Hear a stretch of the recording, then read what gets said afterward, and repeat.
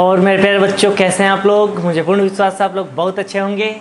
मैं रुपेश कुमार सिंह, आप सभी का हमारे जेएमडी क्लासेस में स्वागत है। आप हमारे channel JMD IAS and SSC classes को सब्सक्राइब करें और बेल आइकन दबाना तो बिल्कुल ना भूलें, ताकि रीजनिंग की जो भी वीडियो अपलोड हो इसकी सबसे पहले नोटिफिकेशन आपको मिले। हमारे जेएमडी क्लासेस पे आपके रीजनिंग का हिंदी और इंग्लिश दोनों मीडियम में सारे वीडियो अवेलेबल है। आज जो रीजनिंग का हमारा टॉपिक है वो हमारा टॉपिक है तर्क यानी आर्गुमेंटेशन। इसमें क्या होता है मेरे प्यारे बच्चों, ध्यान से समझो। इसमें होता है कि हमें एक कथन दे देगा, उस कथन के अकॉर्डिंग हमें दो तर्क देगा। अब हमें यह जस्टिफाई करना है, यह हमें जजमेंट करना है कि क्या उस कथन के अनुसार जो तर्क हमारे दिए हुए हैं, या तो दो तर्क दे या तीन तर्क दे, उस तर्क में कौन से तर्क हमारे सही हैं। या तो एक तर्क सही हो सकता है, या दो तर्क सही हो सकता है, या कोई भी तर्क सही नहीं हो सकता है। चलिए मैं एक क्वेश्चन से हम लोग डिस्कस करते हैं। अगर एक कोई राजनेता है, किसी सभा में स्पीच देता है कि अगर मेरे खिलाफ जितने भी गलत तरीके से हमारे ऊपर कोई भी ब्लेम किया गया है, अगर उसमें एक भी बात सिद्ध हो जाता है, अगर वो मंत्री पद पे है, तो मैं उससे इस्तीफा दे दूंगा। तो उसमें दो ही चीज़ होगा कि यह बात कहने का एक ही कारण हो सकता है, तर्क दे रहा है कि उसने गलतियाँ नहीं की है। सेकंड कर रहा है वो लोगों से सहानुभूति लेना चाहता है। और थर्ड अगर कर रहा है कि उसने थोड़ी गलतियां की है लेकिन बचने के डर से ऐसी बातें कर रहा है। हम एक एक बिंदु को अच्छे से पढ़ेंगे। पहले हम क्वेश्चन लिखते हैं, उसके बाद हर बिंदु पे हम लोग डिस्कस करेंगे। देखिए, जब भी आप पढ़ें मन से पढ़ें, जो भी पढ़ें, ऐसा नहीं कि वीडियो की तरह देख रही है, माइंड नहीं यूज़ कर रहे हैं। आप खुद का भी विवेक यूज़ करें कि आखिर यह स्टेटमेंट दिया हुआ है, यह कथन दिया हुआ है, तो आखिर इसमें क्या क्या पॉसिबिलिटीज हो सकती है। जैसे यहाँ कथन दिया हुआ है, यदि वह एक भी, अगर यहाँ पे वक्तव्य, यदि वह एक भी अभियोग, यदि वह एक भी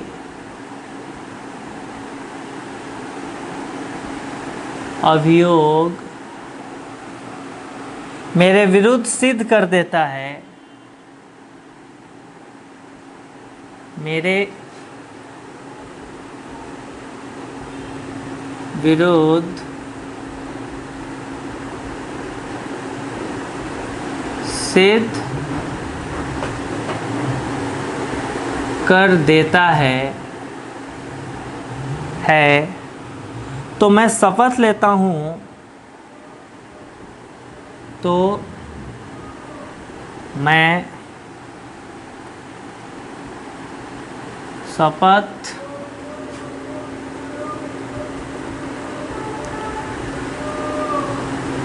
लेता हूँ कि राजनीति से हमेशा के लिए संन्यास ले लूँगा, कि राजनीति से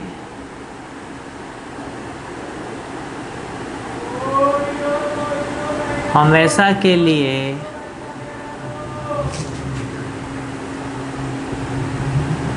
संन्यास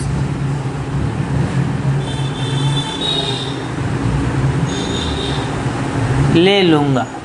यह एक कोई राजनेता है जो किसी भाषण में अपना बात को रखता है। अब इसमें तर्क दिया गया है, तर्क को ध्यान से आप समझना, हम एक एक तर्क को अच्छे से डिस्कस करेंगे। राजनीतिक के विरोध, राजनीतिज्ञ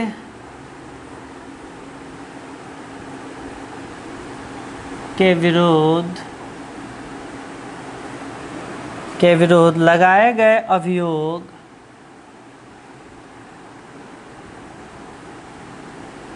लगाए गए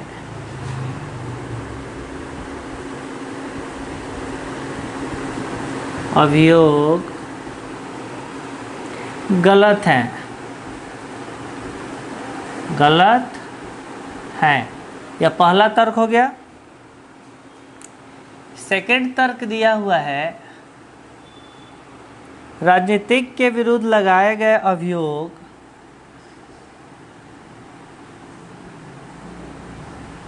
राजनीतिक के विरुद्ध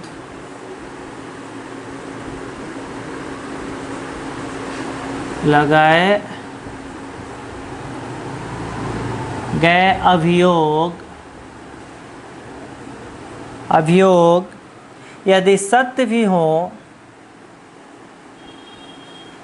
यदि सत्य भी हो तो सिद्ध नहीं किए जा सकते हैं, तो सिद्ध नहीं किए जा सकते। और तीसरा तर्क दिया हुआ है, राजनीतिज्ञ राजनीति से परेशान है। राजनीतिज्ञ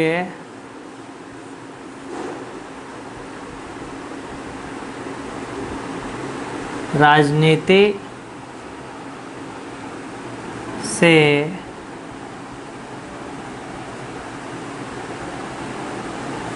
परेशान है। अब हमें बताना है कि केवल एक सही है। ऑप्शन ए दिया हुआ है फर्स्ट सही है, बी दिया हुआ है सेकंड इसमें सही है। इस स्टेटमेंट से यह तर्क सन्निहित है। सी दिया हुआ है कि केवल थर्ड इससे सही है, और डी दिया हुआ है फर्स्ट एंड थर्ड इस वाक्य में सम्मिलित है। अब चलिए हमें एक एक बिंदु पे इस पर डिस्कस करना है। जैसे आपको पता है कि कोई भी राजनीतिक दल होते हैं जितने बोलते हैं उतने करते हैं नहीं, ये सबको पता है।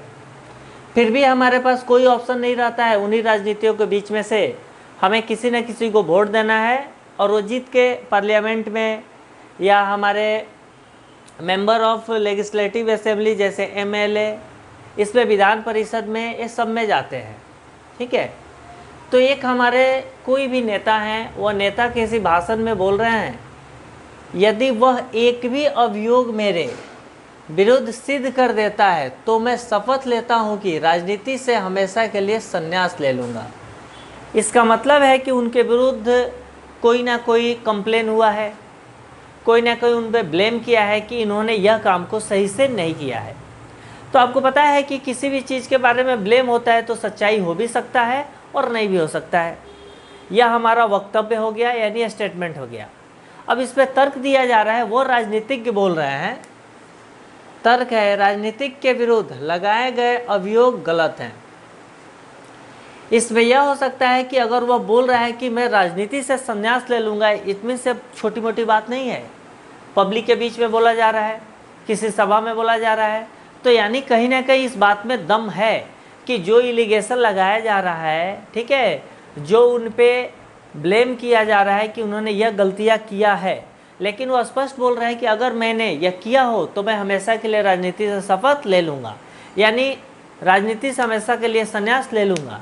इसका मतलब है कि कहीं ना कहीं उस आदमी ने गलतियाँ नहीं की है।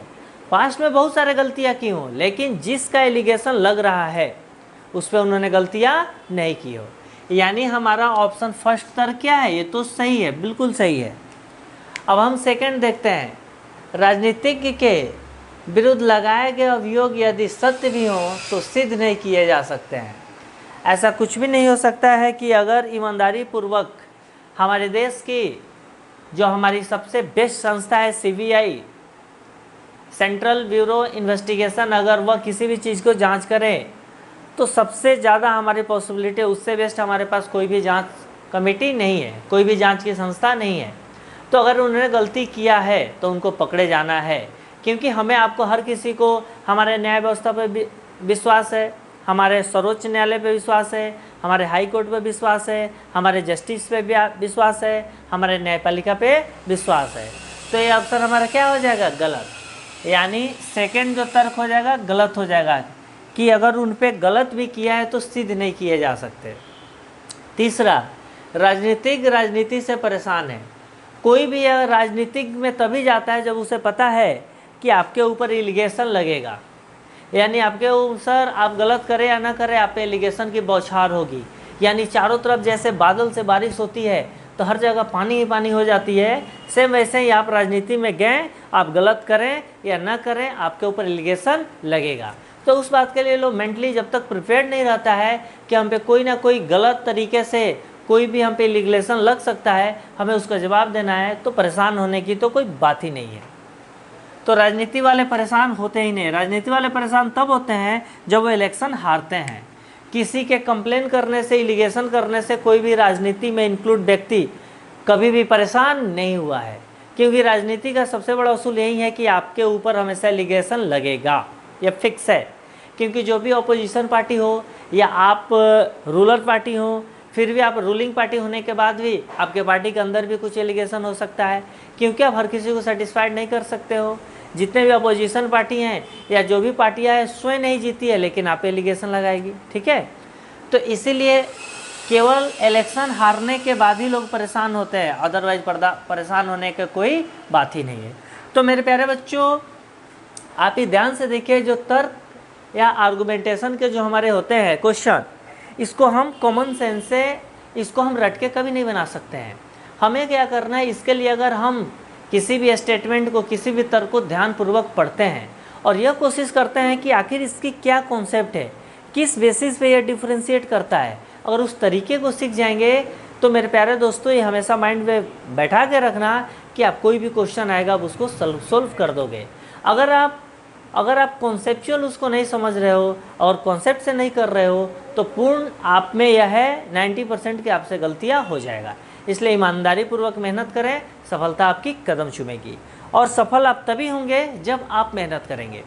हमारे जेएमडी क्लासेस की सबसे बड़ी खासियत क्या है, पूरे इंडिया में नंबर 1 है। एक क्षेत्र में हर क्वेश्चन आपको 100% समझ में आएगा, इसकी फुल गारंटी है। Okay, thank you.